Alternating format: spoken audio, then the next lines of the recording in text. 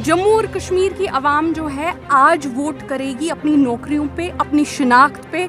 अपनी इज्जत पे, अपनी डिग्निटी पे, और आज वो अपनी ज़मीनों के कानून पे,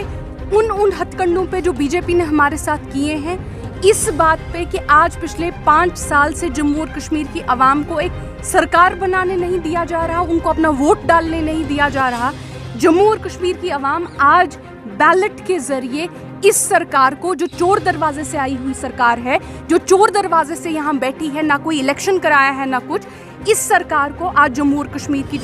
जो जनता है, आवाम जो है, पुरअमन तरीके से बैलेट के जरिए आज जवाब देगी। देखिए, सीट शेयरिंग की जहाँ तक बात आती है, हमारे नायब सदर उमर अब्दुल्ला साहब और हमारे सदर फारूक अब्दुल्ला साहब ने पहली दिन से एक बात बहुत क्लियर कर दी है कि जम्मू और कश्मीर में जो सीटें नेशनल कॉन्फ्रेंस के पास हैं, उन सीटों पे नेशनल कॉन्फ्रेंस खुद ही लड़ेगी, इंडिया अलायंस के साथ लड़ेगी, लेकिन खुद लड़ेगी क्योंकि इंडिया अलायंस का जो मुद्दा और मकसद है वो बीजेपी को बाहर रखना है। और जो सीटें नेशनल कॉन्फ्रेंस के पास इस वक्त हैं, एमपी सीट, उसमें तो बीजेपी आ नहीं सकती। जहाँ तक हमारे नायब सदर ने कहा है, उन्होंने फिर से बार बार ये कहा है कि बातचीत इंडिया अलायंस पे जो हो रही है वो बाकी 3 सीटों पे हो रही है, जम्मू की 2 सीटों पे हो रही है और लद्दाख की 1 सीट पे हो रही है। और उनके साथ ऑलरेडी अगर आप देखेंगे एक राउंड ऑफ टॉक्स, जैसे कल भी उमर अब्दुल्ला साहब ने कहा, एक राउंड ऑफ टॉक्स उनके साथ हो गया है, एक राउंड बातचीत उनके साथ हो गई है, और उसके बाद इंशाल्लाह अब दूसरा राउंड ऑफ टॉक्स जो है इंडिया अलायंस के साथ स्टार्ट होगा, जैसे हमारे नायब सदर ने कल ऐलान किया है। जो ही इस पे एक रद्द अमल सामने आएगा, हम ज़रूर मीडिया के सामने ये बात रखेंगे कि कौन से हमारे कैंडिडेट्स होंगे। देखिए, बीजेपी का तो बार बार ये भी कहना है कि वो 50 पार जाएंगे और अभी तक वो इलेक्शन करा नहीं रहे हैं। तो बीजेपी का तो जो करगिल में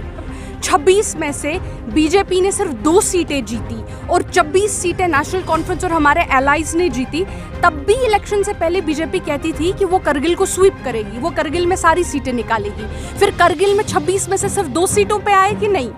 इसी तरह जम्मू और कश्मीर में भी आज बीजेपी दावे कर रही है, लेकिन जिस तरह करगिल के इंतखाबात में हुआ, इससे पहले जम्मू और कश्मीर के डीडीसी के इंतखाबात में हुआ, जब उन्होंने दावा किया था कि वो एक फुल स्वीप करेंगे और 70% सीट्स उस वक्त भी नेशनल कॉन्फ्रेंस को मिली। आज भी बीजेपी को जवाब जो है जम्मू और कश्मीर की आवाम देगी और आप सभी देखेंगे। जम्मू और कश्मीर की आवाम जो है आज वोट करेगी अपनी नौकरियों पे, अपनी शिनाख्त पे, अपनी इज्जत पे, अपनी डिग्निटी पे, और आज वो अपनी ज़मीनों के कानून पे, उन हथकंडों पे जो बीजेपी ने हमारे साथ किए हैं, इस बात पे कि आज पिछले 5 साल से जम्मू और कश्मीर की आवाम को एक सरकार बनाने नहीं दिया जा रहा, उनको अपना वोट डालने नहीं दिया जा रहा। जम्मू और कश्मीर की आवाम आज बैलेट के जरिए इस सरकार को, जो चोर दरवाजे से आई हुई सरकार है, जो चोर दरवाजे से यहाँ बैठी है, ना कोई इलेक्शन कराया है ना कुछ, इस सरकार को आज जम्मू और कश्मीर की जो जनता है, आवाम जो है, पुरअमन तरीके से बैलेट के जरिए आज जवाब देगी। देखिए, सीट शेयरिंग की जहाँ तक बात आती है, हमारे नायब सदर उमर अब्दुल्ला साहब और हमारे सदर फारूक अब्दुल्ला साहब ने पहली दिन से एक बात बहुत क्लियर कर दी है कि जम्मू और कश्मीर में जो सीटें नेशनल कॉन्फ्रेंस के पास हैं, उन सीटों पे नेशनल कॉन्फ्रेंस खुद ही लड़ेगी, इंडिया अलायंस के साथ लड़ेगी, लेकिन खुद लड़ेगी क्योंकि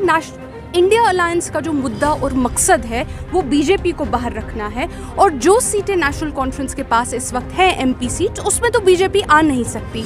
जहाँ तक हमारे नायब सदर ने कहा है, उन्होंने फिर से बार बार ये कहा है कि बातचीत इंडिया अलायंस पे जो हो रही है वो बाकी 3 सीटों पे हो रही है, जम्मू की 2 सीटों पे हो रही है और लद्दाख की 1 सीट पे हो रही है। और उनके साथ ऑलरेडी अगर आप देखेंगे एक राउंड ऑफ टॉक्स, जैसे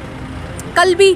उमर अब्दुल्ला साहब ने कहा, एक राउंड ऑफ टॉक्स उनके साथ हो गया है, एक राउंड बातचीत उनके साथ हो गई है, और उसके बाद इंशाल्लाह अब दूसरा राउंड ऑफ टॉक्स जो है इंडिया अलायंस के साथ स्टार्ट होगा, जैसे हमारे नायब सदर ने कल ऐलान किया है। जो ही इस पे एक रद्द अमल सामने आएगा, हम ज़रूर मीडिया के सामने ये बात रखेंगे कि कौन से हमारे कैंडिडेट्स होंगे। देखिए, बीजेपी का तो बार बार ये भी कहना है कि वो 50 पार जाएंगे और अभी तक वो इलेक्शन करा नहीं रहे हैं। तो बीजेपी का तो जो करगिल में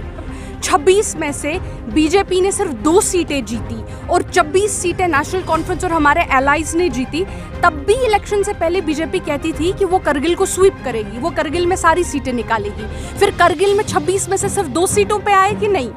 इसी तरह जम्मू और कश्मीर में भी आज बीजेपी दावे कर रही है, लेकिन जिस तरह करगिल के इंतखाबात में हुआ, इससे पहले जम्मू और कश्मीर के डीडीसी के इंतखाबात में हुआ, जब उन्होंने दावा किया था कि वो एक फुल स्वीप करेंगे और 70% सीट्स उस वक्त भी नेशनल कॉन्फ्रेंस को मिली।